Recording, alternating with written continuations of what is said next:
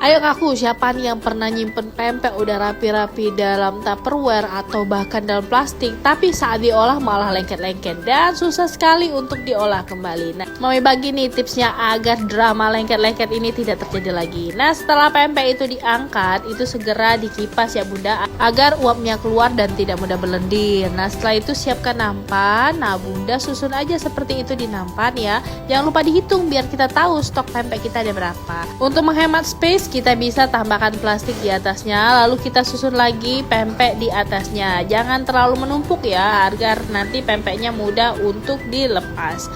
Nah, ini dia penampakan pempek-pempek yang udah disusun rapi ya. Ini sudah tinggal masukin di dalam freezer aja.